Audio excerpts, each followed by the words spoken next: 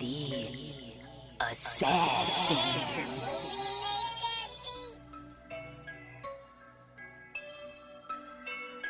You know I break necks, call me Jack Tate. I have no regrets while your life is fading. I'm a crazy fuck equivalent to Satan. When I'm behind the mic, I feel like the greatest. You know I break necks, call me Jack Tate.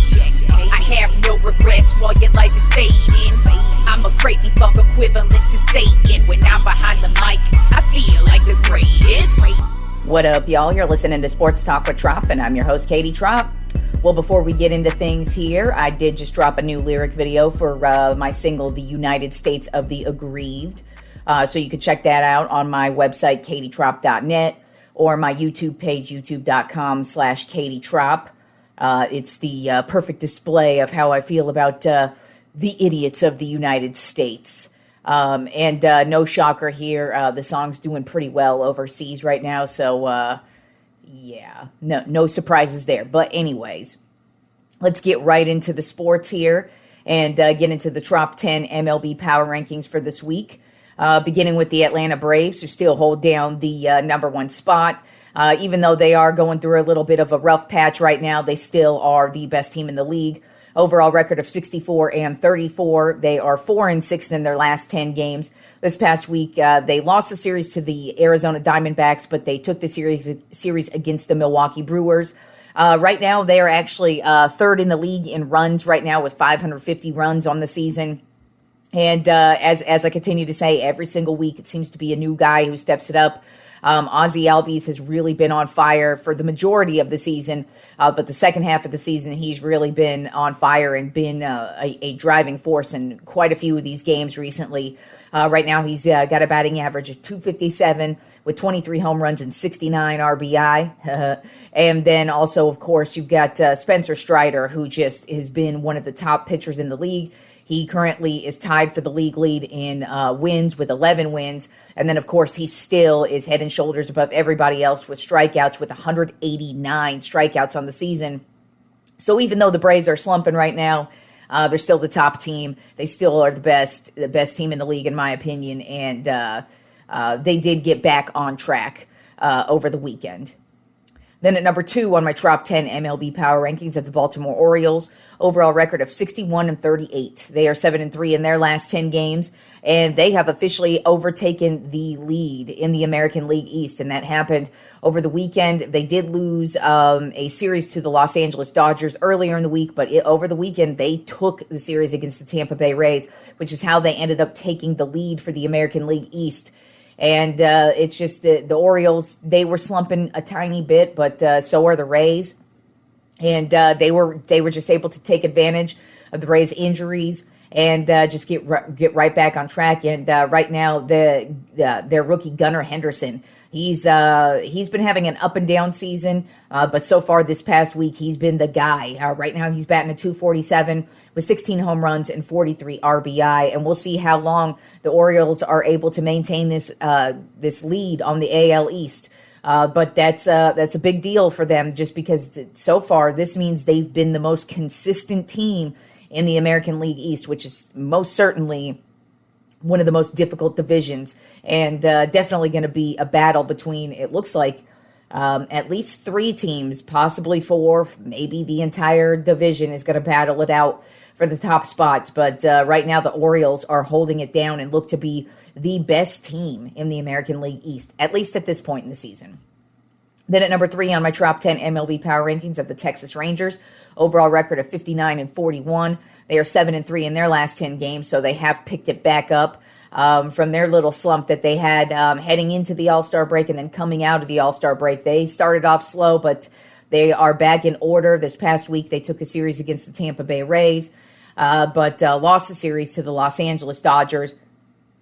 They do lead the league still in runs with 580 runs.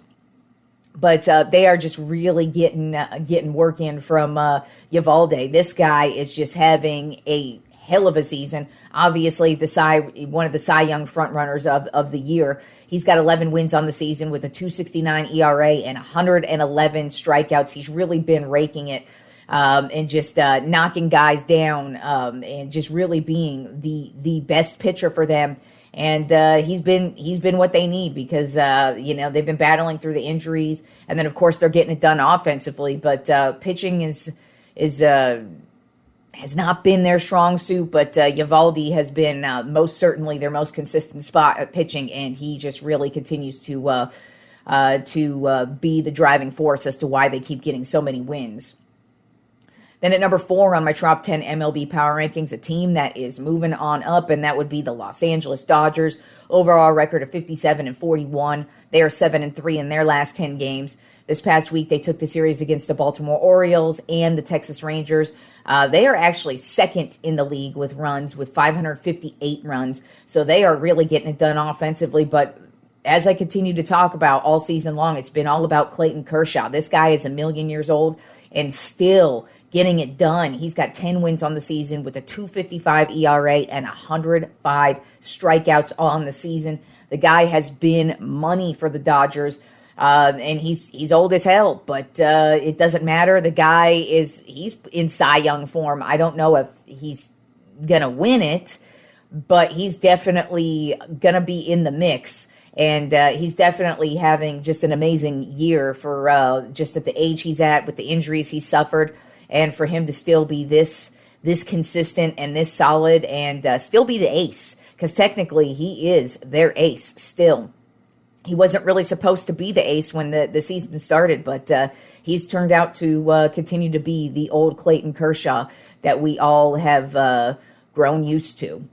Then at number 5 on my Tropp 10 MLB Power Rankings, a team that just continues to tumble, and that would be the Tampa Bay Rays. Overall record of 61-42, and they are 3-7 in their last 10 games, and just have been terrible the second half of the season. They are the exact opposite of what they were when they started the season off. This past week, they lost a series to the Texas Rangers, and then they lost a series to the Baltimore Orioles, which in turn that gave the Orioles the American League East, and now they have lost their grasp on it. And you could just really tell that the injury to Shane McClanahan has been a huge blow to this team, even though they still are getting it done. Yandy Diaz is having a great year, batting a .317, 14 home runs, 47 RBI, but since the McClanahan injury, the Rays really have just been on a complete nosedive, and they really need him back. It's shocking that this took this much of a hit for them, but the Rays are just not looking good at all right now. So we'll see if they're able to turn it around at some point. But they really, they were cold heading into the All-Star break. Coming out of the All-Star break, they've just been awful, and it just has not gotten any better for them whatsoever. Then at number 6 on my Tropp 10 MLB Power Rankings of the Houston Astros. Overall record of 56-44. They are 6-4 in their last 10 games. This past week, they took the series against the Colorado Rockies and the Oakland A's, and they seem to be getting back in order, even though they're dealing with the Yordan Alvarez injury. They still have excellent pitching. They still have probably the best pitching staff in the league, and but they've really found a lot of offense from Kyle Tucker. The guy has been on fire the last couple of seasons. But, I mean, when you've got Yordan Alvarez and you've got Altuve on the team and Bregman, you've got all these offensive guys. That Kyle Tucker's just kind of a guy who just sits in the back, gets his runs, gets on base, and just makes his moves. But he's kind of an unsung hero. But with Yordan on the injured list, Tucker has just been money. Dude's batting .302 right now with 17 home runs. 3 of those he just got in one game over the weekend, and then leads the team with 68 runs. So he really has just been on fire and is really starting to shine with Alvarez on the injured list. And then, as I mentioned, starting pitching, Valdez is having just an insane year. The guy just gets better and better every year. He's got 8 wins on the season with a .294 ERA and 133 strikeouts. So the Astros seem to be getting back on track. And, they were slumping there for a bit, especially with right when Alvarez got injured. But they seem to be picking it back up and getting back on track like they need to. Then at number 7 on my Tropp 10 MLB Power Rankings of the Milwaukee Brewers. Overall record of 55-45. They are 7-3 in their last 10 games. This past week, they took the series against the Philadelphia Phillies, but lost series to the Atlanta Braves. And they just are getting offense from many different angles. As a matter of fact, they just called up a rookie this past week, Sal Frelick. He made his debut over the weekend, and in his first game went 3 for 3 with 2 RBI. He's been somebody they've been talking about basically since the beginning of the season, and he came up to the major leagues and really made an impact on this team. And then, of course, you've got Christian Yelich, who is just having a resurgence this year, batting .288 with 14 home runs and 54 RBI. He's really just been huge for them this year, when we all thought that, who knows, his career could have been over. And he just was going to turn into to the next journeyman who just kind of makes an impact here and there. But he actually seems to be back to MVP form. Not saying he's going to be an MVP contender, but he's actually back to what we expect him to, at the level we expect him all to be playing at. Then at number 8 on my Trop 10 MLB Power Rankings of the Cincinnati Reds, another team that's also started to take a tumble. They are 55-46, and they are 5-5 in their last 10 games. This past week, they split the series against the San Francisco Giants, and then lost the series to the Arizona Diamondbacks. I'm sorry, they won the series against the Arizona Diamondbacks. But they've been hot and cold as the NL Central. Every team has been basically in this division, and so the Reds, they have now cooled off. They really started off the second half really slow, but they're still getting a lot of offensive production, especially from the rookie sensation Ellie De La Cruz. He's batting a .273 with 17 RBI and 5 home runs. And then, of course, you also have Spencer Steer, another guy who's just come out of nowhere for the Reds. He's batting a .277 with 14 home runs and 55 RBI, which leads the team. So the Reds starting to cool off right now, but this division's really up for grabs. And the Brewers seem to be the hot team in the division, but hey, any team can pick it back up. And the Reds do have a young team here that seems to be pretty hungry, but the rest of that division has had their ups and downs, so it's probably going to come down to the last couple of weeks of the season for this division. Then at number 9 on my Trop 10 MLB Power Rankings, a team that we have not discussed yet, and that would be the Minnesota Twins. Overall record of 53-48. They are 8-2 in their last 10 games, which is why they have cracked the Trop 10 finally. They've pretty much dominated the American League Central for the most part this season so far, but they really haven't been playing that well. As a matter of fact, the American League Central, I feel like, is exactly like the National League Central, up for grabs. Any team can win it. But right now, the Twins actually have been playing really well since the second half started. This past week, they took the series against the Seattle Mariners and the Chicago White Sox, and they've actually been getting it done with their starting pitching. They've got Joe Ryan right now, who's got 9 wins with a .388 ERA and 141 strikeouts on the season. And then they also have Pablo Lopez, who's got 5 wins with a .422 ERA and 152 strikeouts, which leads the team. So the Twins they're looking pretty decent right now. Don't know if I believe in them to even really win their division, but they have been one of the hottest teams in the second half, and so we had to give them their credit where credit was due, especially because, usually on the power rankings, the last 2 or 3 teams usually are a stretch for me. Sometimes I'll just throw in a team in there just because I kind of want to talk about them and haven't really discussed them. And that's kind of the case with the Twins. Also, they are 8-2 in their last 10 games, playing pretty well right now. So they're getting a shout out, at least for this week. And then rounding out the Trop 10 MLB Power Rankings at the Toronto Blue Jays, overall record of 55-45. They are 6-4 in their last 10 games. As I said, usually the last couple of teams in the Trop 10 are a stretch because the Blue Jays haven't been playing that well. They're just better than all the other choices I had. They did lose a series to the San Diego Padres and the Seattle Mariners this week, so not really that great of a week for them.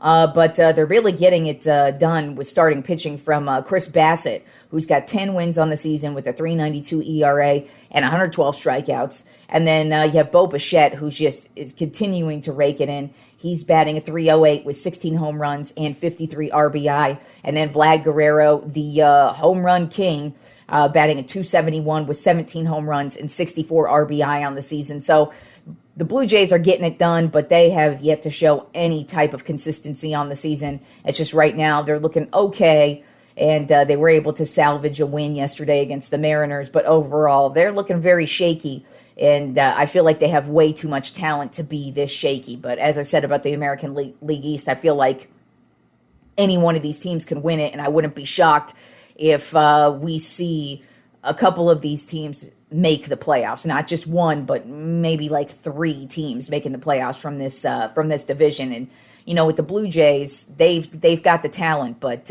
who knows if they're able to gut it out and take over this division in the second half of the season. And then, of course, we have the trade deadline approaching next week on August 1st. We've been hearing that Shohei Ohtani is actually a possibility that he's going to get traded. I kind of doubt it, but you never know. But we're also hearing that it's possible that Max Scherzer and Justin Verlander, both starting pitchers with the New York Mets, are actually on the trading block. Who knows if they're actually going to get traded?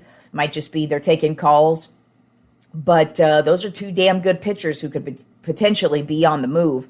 And just goes to show that the New York Mets made all these big moves in the offseason, and so far they have yet to pay off. As a matter of fact, it's looking like they might be selling at the trade deadline, selling the dudes that they just picked up in the offseason. So that's pretty pathetic, in my opinion. But, hey, if maybe my San Francisco Giants have a shot at any one of those 3 players I just mentioned, Ohtani, Scherzer, or Verlander, I'm with it. So if they're in the mix, let's get him to San Francisco, because we could use any one of those 3 players. All right, and with NFL training camps, they started last week, and they just continue to roll on through this week. And we have actually had a couple of injuries. Looks like we're going to have a couple of holdouts. So let's start off with running back Nyheim Hines.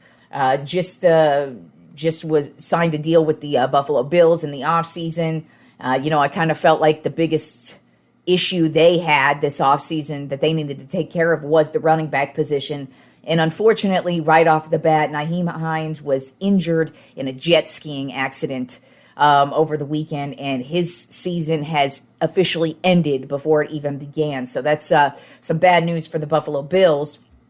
Then for the Detroit Lions, in really bad news, they just signed C.J. Gardner-Johnson in the offseason, and he was just carted off the field today with a non-contact injury. Now, they haven't announced anything, so it's possible it could just be no big deal. But non-contact injuries, getting carted off, usually equals a bad sign. Hopefully it's not anything like a torn ACL. Like I said, they have not announced anything, at least at this point in time.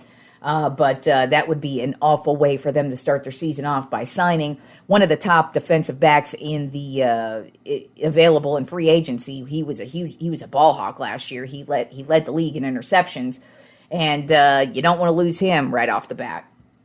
And then the Las Vegas Raiders actually made a nice signing today. They picked up cornerback Marcus Peters off of the free agent market, so that's a good move for them. Unfortunately, the bad news for them is on the offensive side of the ball.